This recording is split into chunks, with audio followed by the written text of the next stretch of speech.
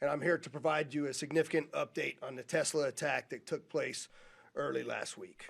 We were able to identify and arrest the suspect involved in this attack. There's a couple social media photos that that have been circulated out there already. The suspect's name is Paul Kim, K-I-M. He's an Asian male adult, and he is 36 years of age. So we'll begin with just talking about how the suspect arrived. He arrived east of the location in a vehicle, showed up in a black sedan just parked east of the Tesla Collision Center. You can see on this video clip here, we highlighted the area because it's at the top of your screen, and you'll be able to see the arrival of the vehicle. You'll be able to see that the vehicle comes in, originally driving westbound where you can see the headlights, and then turns around where you can see the taillights, and he reverses back into where he parks. The suspect then proceeds on foot and approaches the corner of the building. As you've seen before, and as you've probably heard, and certainly as we're showing today, he attempted to mask his identity by wearing black attire, concealing his face, and wearing gloves.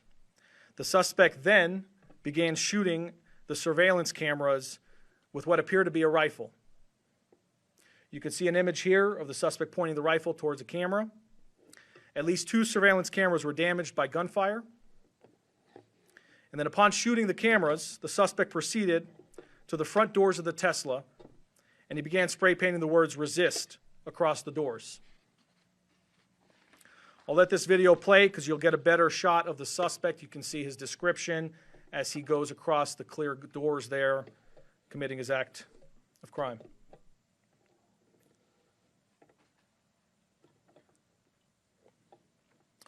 Once he finishes spray painting the words "resist" on the doors, he then approaches multiple Tesla vehicles that were parked in the front of the center. He proceeded to shoot into each vehicle and used a Molotov cocktail to set the vehicles on fire. We'll play a few video clips here to kind of show you his behavior. You can see him right there in the dark clothing. He casually walks over to his first vehicle that's targeted. He will soon put down his backpack onto the ground. And then he transitions to the firearm. And you'll see him shoot into the vehicle.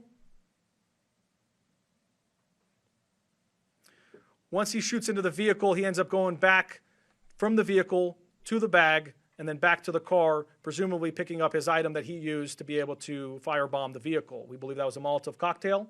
And you'll see in a moment here, the vehicle will ignite and ultimately fully engulf, causing severe damage.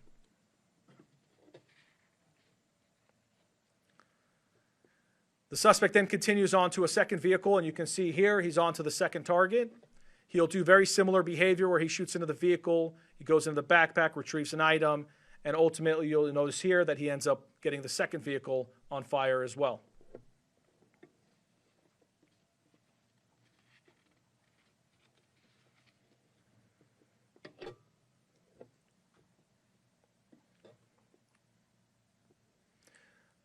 From there, he then proceeds to his third vehicle, repeats the same type of activity. One of the incendiary devices he was not able to ignite, which is one of the devices that we were able to recover.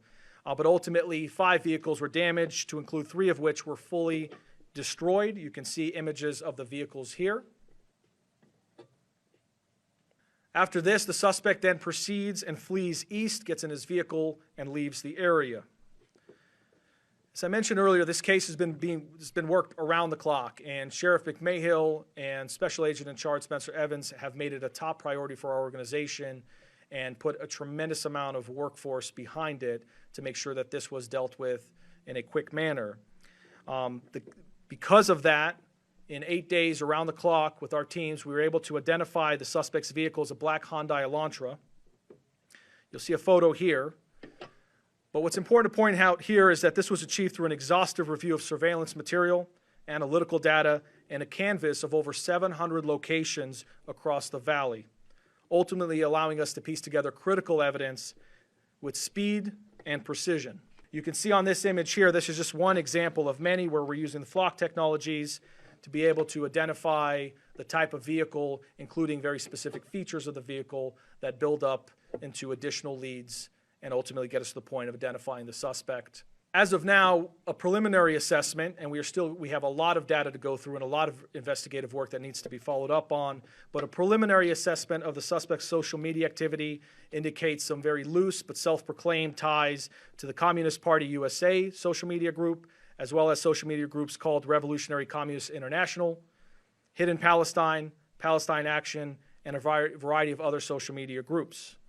That is part of our investigation, is to dig further into it and to be able to determine additional motive and other potential concerns. Additional evidence was collected as we continued our investigation, and the suspect was ultimately arrested yesterday evening. A search warrant was then obtained and served by the LVMPD SWAT team, which is by far one of the best, if not the best, SWAT teams in the country. They were able to do that safely and quickly. And as a part of their operation, we were able to conduct searches of 2 vehicles linked to the suspect's apartment, and we were also able to collect a buccal swab for DNA to be able to compare that to the DNA that we recovered from the scene. Our searches revealed numerous items of interest to include multiple rifles, a shotgun, a handgun, and miscellaneous gun parts. You can see a photo to my left of some of the items that were recovered. We also were able to recover ammunition in multiple calibers to include the caliber that was used in the crime. We also recovered numerous electronic devices, which our partners at the FBI are quickly analyzing. We also recovered a black gun belt with a pouch that had pink paint residue on it. You can see a photo of that to my left, as well as a black backpack with pink paint, face masks, and other articles of clothing that are consistent with the suspect's description. Finally, I will also say about the search warrants, we were able to do a buccal swab. We were able to, our lab did an amazing job quickly collecting that evidence and analyzing it. They worked through the night, nonstop, late hours, because they know how important this case is to our community. And ultimately, that DNA that was collected from our subject does match. It was a positive identification to the DNA that we collected on scene.